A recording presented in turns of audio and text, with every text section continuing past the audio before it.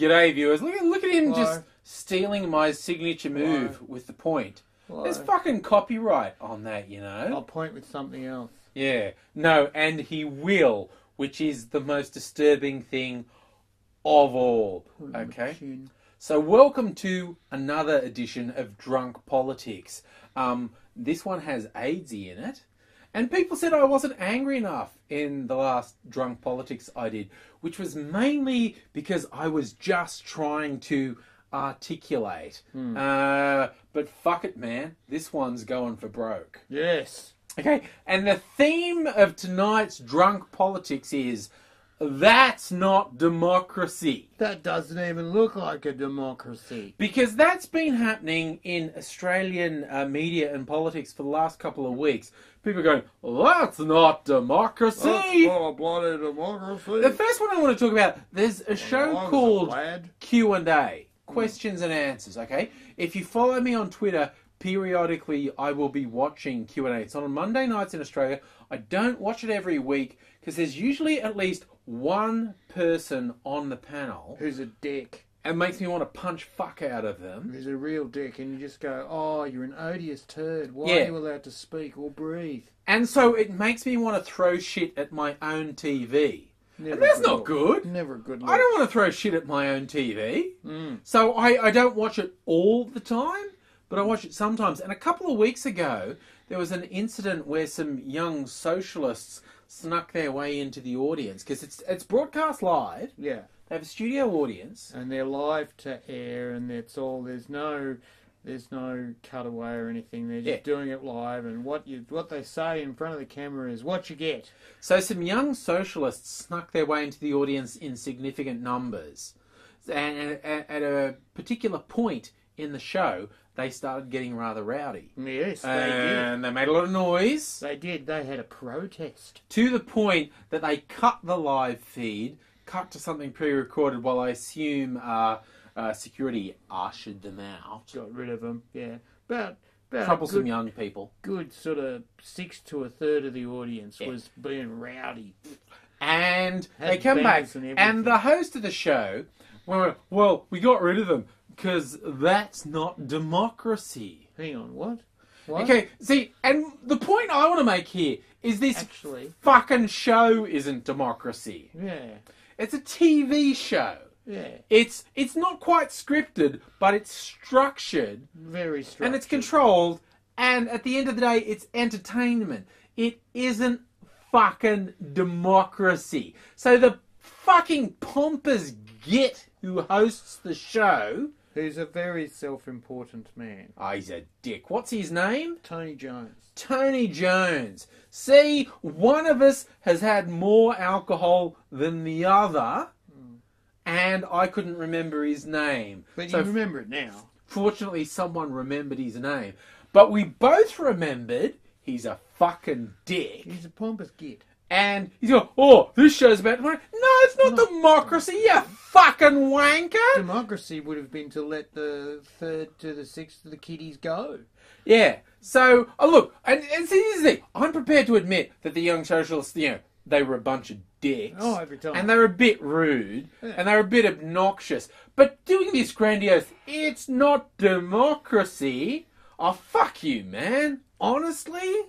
If it was really, truly democracy, you'd have a bigger audience, and most of them wouldn't shut up. Most of them would be watching the footy. Yeah, and that's just one example. And also in the last week or so, we've had a series of protests around Australia. People who disagree with the federal government's budget. Which has been spectacularly difficult on everyone that's not a multi-billionaire. And particularly difficult on someone who may possibly be reliant on the health system and disability benefits, or they will die. Some people who get it all good. Some people might be adversely affected by the budget. Not saying who. No. They're nameless and faceless, these masses. But they might fucking die as a result of this budget, right? Yeah. If it all I won't. I've got a job. I'm a white guy with a good job who makes lots of money. He's a suspicious, possibly darky. Yes, that's true. With a disability, and no one sensible would give him a job or money. You'd be bloody lucky too, because, you know, look, the gap's not closing anytime soon. Let's just say that. Let's just say the life expectancy of your half darky is not increasing. If you want to put a face to who's gonna die as a result of this budget, right? You might wanna. It'll be someone. Some person you've never seen before. Someone you got to be nice to because his birthday tomorrow. Yeah, okay. So lots of birthday messages for AIDSy, okay. Yeah. So a lot of protests have been held. People, like, in all seriousness, people saying stuff like, "I don't want to die." You know, more than half of the population. Let's put it this way: more than half of the population thinks the budget is fucked. And there was a general sort of protest on the weekend, and then the day after, some students did a demo in all the capital cities, and that got a bit feisty. It did get feisty. And you got a lot of the conservative pundits, and even some of the people who think they're progressive, saying, "Oh, that's not democracy. Doesn't smell like a democracy." Just because, you know, people are being rowdy and stuff, it's like, yeah, because protests that don't offend the ruling class achieved so much through history. Yeah, we can count them. Yeah, on one fucking finger, basically. It's sort of like when you are the oppressed class, if you don't get up in the face of the ruling class, not really. Fuck all's gonna happen. It's not really changing anything. But I will go out on a limb and say, when I saw the footage of the student protests that had some young lads actually punching coppers in the face. Don't do that. Okay. First, that's not called for. No, really. Don't do that. Really. But second, I really thought, geez, you've never actually been in the cells before, have you? No. Even if, with, like, and particularly here in Victoria where we live, with the newly introduced move on laws, a whole buttload of people got arrested just because they wouldn't move when the cops told them to. That doesn't even compare to the guys who actually punched the coppers in the face. Yeah. Oh! You've had very little experience with these matters before, haven't you, lads? Yeah. They are not going to be good to you. No. No, you have to enjoy your between 48 and 72 hours before your trial, are you? I think, yeah. Sometimes I feel like people need to pick their fights a bit better.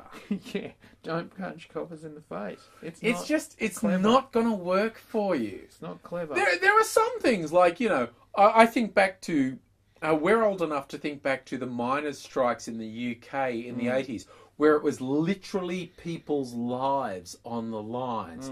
And the picket lines got pretty fucking violent. And that was your life. You live or die. And at that point, a bit of biff to the head, you know, it's seeming like thing. But the thing where you're just slightly pissed off with what's happening, thinking, I will just launch into this copper, that is probably not going to work out how you think it will. No, because what's going to happen next is you're going to get, I know this is crazy, arrested. Yeah. And then once you get arrested, you get taken away from everyone else and put into a paddy wagon. And they can be some unpleasant rides, those things. And then you get put into a cell to wait for arraignment, which is your first breath of trial, and you get charged in front of a judge. Now, between the time you get arrested and the time you get arraigned, you're not in the jail system, you're in the police system the entire time. And you can be asked questions all up until that time. And once you've been charged, you then get to go on to the courthouse jails, and then if you fail to get out there or fail to make bail, or if you get bail denied, and if you punch coppers, that's a really good way to get bail denied, then you go into the courthouse jail, and then you go on to your full trial, and then you go into the big house, the big person's jail. Yeah, and kids, in case you can't work it out, that's the voice of experience right there. Okay? And so if you punch a copper, what's going to happen is they've got you from the time they've got you away from the rest of the crowd in the cuffs till the time you're sitting in front of a judge being basically told how many years you're going to spend inside. And shorthand, they'll fuck your life up. Big time. And that's the thing. And I saw this news footage of guys full on punching cops, and I thought, unless you are insanely lucky, your whole life is fucked from this point on. You are doing jail time. For sure. Unless you are insanely lucky. And then after that, assuming you would survive jail... That's a big assumption. That's a big fucking assumption. Big assumption. When you are between 18 and 21 and pretty and thrown into a jail population, your fucking survival is not guaranteed, okay? It's not for nice boys and girls. Yeah. And assuming you survive that shit, every job interview for the rest of your fucking life is, do you have a criminal record? Yeah, I punched a cop and did jail time. Okay. Thanks for coming. Thanks for coming in. We're sure that your job hunt in the future will be successful. Thank you. It's been grand. Now piss off. So I think a few people didn't think that through. But then again, when I saw that particularly in the Murdoch media with that's not democracy, it's like, fuck you guys, all right? The idea that being polite and not offending the ruling powers will get you anything good? No, that's not going to happen. That's kind of bullshit. There are, however, ways to break police lines without punching anyone. Yeah, I really, really recommend strongly against the whole punching coppers thing. Really don't do that. You can play the game of stacks on, where you get basically a flying wedge and then launch yourself into the front ranks with your hands down so that you're not actually grasping or grappling, and then get everyone to pile in over the top, like you see in American football, how they all rush the line. And if you can open up a corridor and you get everyone in behind the coppers, again, not punching anyone, but you can possess area by splitting the coppers and then going through that way. That'll force them to regroup. And, of course, no one's hitting anyone, so they may show some restraint. Not a lot, but some. Can you tell this is a bad, bad man right here? I'm just saying, we went through a lot, but this is a bad, bad man right here. As bad as it got, it wasn't like an anti-nuclear demo. In the day, anti-nuclear demos were the place if you wanted to see, See, in the 80s, we thought we were going to fucking die. Every time. You kids today with the completely legitimate complaints about your environment, your education, things in general being shit. We literally thought we were going to die, okay? We thought the Russians were going to press the button after the Americans pressed their button, so we were trying to get them not to put any more buttons on the land, and they kept on doing it. When you think you're going to die, doesn't matter much. Being scorned by coppers doesn't seem that bad, yeah, okay? I know. So, anyway, yeah, again, the people who are saying that, look at these people protesting in a way we don't like, that's not conscionable. You're not meant to fucking like it, you establishment cunts. Okay? I'm just throwing that out there. Just saying. Just saying. Okay? You know. Oh, God. And speaking of establishment cunts and democracy, the fucking government in Australia, the Liberal Party, the Liberal National Party Coalition, and I've got to throw in, like I always do to our international viewers, or Americans in particular, although they're called the Liberal Party with a capital L, they are the major Conservative Party in Australia. So when Australians talk about the Liberal Party, for Americans, the closest equivalent is the Republicans. Okay? Although, I've got to be honest, our Liberals are probably closer to your Democrats, okay? Yeah. Your Republicans are probably closer to our inmates in insane asylums. More than likely. More than likely. But let's just say our Liberals, with a capital L, are our Conservatives, okay? And they have liked to promote themselves as the party of free speech, as the Republicans do in the US. They say the left is all about political correctness and telling people what they can and can't do. And there is more than a smidgen of truth in that. I will say That's there's fair. more than a smidgen of truth in the left can be a little bit restrictive in terms of speech and whatnot. So how's our local party of free speech been going in terms of hypocrisy? Well, they've scored big this year. Yeah. See, They've scored big. what's happened in just the last week, our treasurer has launched a lawsuit against a major news outlet, the Fairfax News, who published The Age and the Sydney Morning Herald and a couple of other major newspapers in Australia, for running a front page story that was titled Treasurer for Sale. Yeah. And what they identified was the Treasurer, who's one of the major policy makers in the federal government, has basically been saying, hey, you know what? If you donate to this little fundraising body for the Liberal Party, you get to have meetings with me. I might even show up to a board meeting of your company if you donate up to $22,000. And that, to me, that's the really funny bit. Americans, where there's billions of dollars thrown at their elections, might be laughing and saying, that's fucking small potatoes. Cheap. Bloody cheap. You cheap little bitches. What's that about? But in Australia, it's a little bit different. It is a bit That's different. the thing. See, and so they've run this story saying, hey, the Treasurer has got this fundraising story where if you donate to the Liberal Party through his thing, and it's got some crazy name, the North Sydney something fucking other. You know, the Treasurer is the The member of the North Gentlemen's Sydney. Club of blum, blum, blum, blum, Yeah. blum, blum, blum. So you get to have a meeting with the Treasurer. Which is a big deal if you're...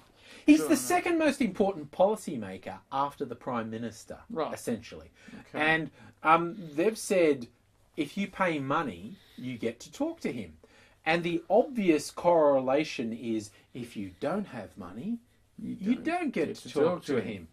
And as soon as they ran this story, he came out and said, I'm going to get my fucking lawyers onto this shit. Yeah. And I thought that was kind of bluff. I thought it was a bluff. And Fairfax went, yeah. And Well, hear from your lawyers, buddy. Come on, bring it. lo and behold, he brought it. He's actually brought a libel suit. Now, in case you didn't know, Australia's libel laws are insanely biased towards the person who wants to say they've been libelled, okay? Yeah. They're actually infamous around the world. From American standards, it's really fucked. The idea of free speech essentially doesn't exist, okay? Yeah, we don't have it. It's a privilege that can be withdrawn at any time because it's not. Yeah. It's not a. It's not a. It's not in the Constitution, put it that way. Yeah, it's not the We do have a Constitution, Yeah, but it's but a free it's speech isn't in it. It's a commonwealth, right? Yeah. Not a free state. There's a generally held ideal of free speech, And they're pretty good about it. They pretty much let you get away with most things, but but it's not written into the Constitution. don't have to. So libel laws are actually fairly heavily biased against someone in favour of someone who thinks they've been libelled, particularly if they're wealthy enough to launch a state. So our Treasurer, Joe Hockey, did actually launch a libel action against the Fairfax Press for this thing, Treasurer for Sale.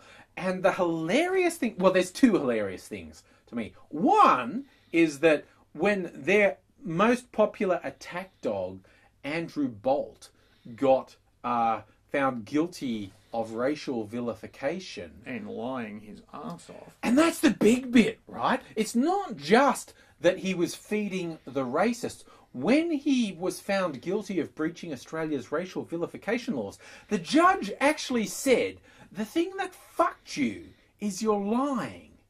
He was picking on fair-skinned people of mixed race who identified as Indigenous. And the judge said, in order for you to make this hateful racist case you made, you actually lied. If you had told the truth, you'd be in slightly better standing. but you lied. And Bolt and all his supporters gloss over that. Yeah. They gloss over the fact he's a fucking liar. They're all racists and fucking scumbags, but they gloss over the fact the judge said, the reason I'm pinging you is you fucking lied. You said shit that wasn't true. You weren't just racist and inciting hate. You said shit that wasn't true. So when he got pinged for racial vilification, him and his Liberal National Party supporters went, oh, dark day. Dark day. Dark day for free speech right here. Free speech has gone and burnt at the bloody crossroads of the evil. Oh, bloody... a day when a darky can pull one over a white fella. Oh, what's this country come to? Pass me my shotgun. Oh, no. But when a media outlet reports on the Treasurer taking money for having meetings, that is apparently terrible and must be sued against. And when you That's read... got to be stamped out straight away. When you read the Treasurer's complaint against the Fairfax Press, it gets really weird because he's not saying they lied. Not once does he say they lied. Not once does he say these allegations haven't happened. He's not suing them for what they said. He's suing them for stuff they didn't say. He's saying as a result of you reporting that, he believes people will think he's an evil, corrupt, lying scumbag. I'm not sure that's Fairfax's fault. Yeah. You see, okay, as I said, Australia's libel laws are insanely biased, and I have no idea how this court case is going to play out.